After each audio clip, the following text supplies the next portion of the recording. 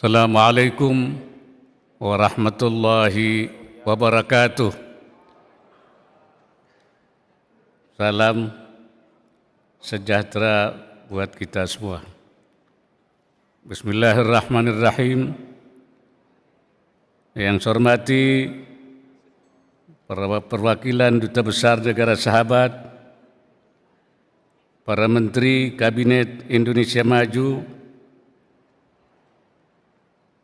Chairman of Asian PAC Indonesia, hadirin tamu undangan yang berbahagia. Puji syukur kehadirat Allah Subhanahu wa Ta'ala, Tuhan Yang Maha Esa, atas limpahan rahmat dan karunia-Nya kepada kita semua sehingga kita dapat menghadiri acara yang sangat penting ini.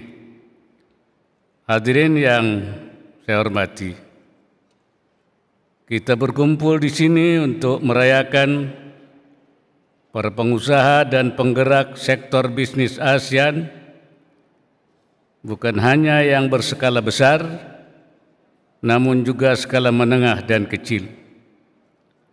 Karena semuanya memberikan sumbangsi dan menjadi organ vital bagi pertumbuhan ekonomi serta penciptaan lapangan kerja di kawasan. Saya senang mengetahui penghargaan bisnis ASEAN pada malam hari ini mencakup kategori UMKM. Apalagi di hadapan saya hadir pemuka bisnis internasional. Saya harap kerjasama antar bisnis besar, menengah, dan kecil semakin kokoh dan saling menguntungkan. Terdapat lebih dari 70 juta UMKM di ASEAN. Lebih dari 90% usaha domestik di negara-negara ASEAN berbentuk UMKM. Di kawasan, UMKM berkontribusi menciptakan 85% lapangan kerja serta menghasilkan 44% PDB dan 18% ekspor nasional. Sebaran UMKM di perkotaan dan pedesaan menjadikan UMKM tulang punggung bagi pertumbuhan ekonomi yang inklusif dan upaya mempersempit ketimpangan. UMKM juga menjadi motor penggerak inovasi dan kreativitas di kawasan. Pada forum yang terhormat ini, saya ingin sedikit berbagi pengalaman Indonesia dalam mendukung UMKM di dalam negeri melalui pemberdayaan ekonomi pesantren. Pesantren institusi pendidikan yang sangat khas Indonesia. Di masa lalu ikut memperjuangkan kemerdekaan Indonesia. Kini peran dan fungsi pesantren terus mengalami ekspansi mengikuti perkembangan di tingkat nasional dan global. Antara lain, penguatan fungsi pesantren sebagai penggerak kemandirian ekonomi rakyat, khususnya dalam menghasilkan produk-produk halal. Ekonomi pesantren telah menjadi bagian dari strategi pengembangan ekonomi syariah nasional dalam mewujudkan pertumbuhan ekonomi yang inklusif, apalagi jumlahnya mencapai puluhan ribu dan menyebar di seluruh pelosok tanah air.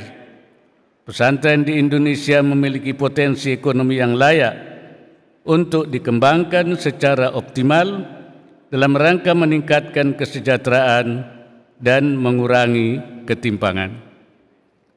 Hadirin sekalian, kekuatan ASEAN berpusat pada budaya kerjasama, perdamaian, dan penghormatan atas keberagaman negara-negara ASEAN. Sebagai negara yang bineka, Indonesia paham betul pekerjaan berat dalam merawat harmoni dan persatuan dalam keberagaman. Itulah sebabnya Indonesia teguh mendorong pendekatan-pendekatan damai, dialog konstruktif, serta kepatuhan pada hukum internasional dalam penyelesaian konflik. Saya meyakini tantangan eksternal yang semakin kompleks mesti dijawab oleh ASEAN dengan memperkokoh fondasi persatuan dan komitmen untuk melaksanakan prinsip-prinsip yang tertera dalam piagam ASEAN, khususnya dalam menjaga sentralitas ASEAN di kawasan. Persatuan dan sentralitas ASEAN adalah kekuatan utama pendorong terciptanya perdamaian, stabilitas, dan pertumbuhan di kawasan. Saya ingin menekankan kembali, ASEAN berharga bagi 660 juta masyarakatnya, bagi kawasan Indo-Pasifik, dan bagi dunia.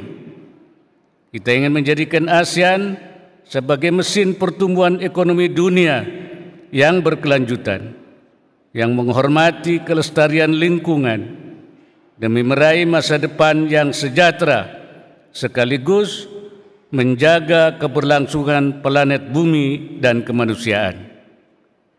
Kita patut optimis karena di tengah muramnya ekonomi dunia, ekonomi ASEAN tumbuh di atas rata-rata pertumbuhan ekonomi global. Dan para pemimpin ASEAN berkomitmen untuk mengimplementasikan ekonomi hijau. Di luar itu, dunia sekarang ini juga dikepung oleh masalah ketimpangan ekonomi. Oleh sebab itu, agenda demokrasi ekonomi mesti menjadi konsensus utama yang diusung oleh para pemimpin politik dan bisnis ASEAN, yakni ikhtiar memadukan ekonomi dalam satu paket pembangunan, salah satunya melalui afirmasi yang utuh terhadap pelaku UMKM. Pada kesempatan ini saya juga mengajak untuk memperkuat kolaborasi dalam merumuskan solusi atas persoalan mendesak yang berdampak pada kita semua, termasuk ancaman perubahan iklim, fluktuasi ekonomi, dan perubahan sosial. Khusus terkait persoalan iklim, masalah ini telah memperburuk ancaman terhadap ketahanan pangan. Saya mengajak seluruh pemangku kepentingan di ASEAN untuk memberikan perhatian lebih pada kerjasama penguatan ketahanan pangan, karena kawasan kita tidak kebal dari persoalan ini. Mengakhiri sambutan ini, saya mengucapkan selamat kepada semua penerima penghargaan dan para nomina penghargaan Bisnis ASEAN 2023. Atas nama pemerintah Indonesia, saya mengapresiasi kerja keras dan dedikasi yang telah saudara curahkan dalam memajukan ekonomi di kawasan.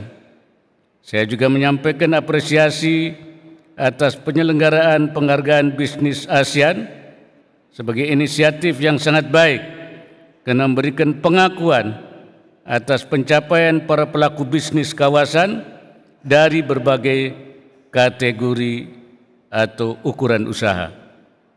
Semoga Allah Subhanahu wa Ta'ala, Tuhan yang Maha Esa, senantiasa memberikan inayahnya dan meridai semua ikhtiar yang kita lakukan untuk menjadikan ASEAN sebagai kawasan yang damai, maju dan makmur secara berkelanjutan.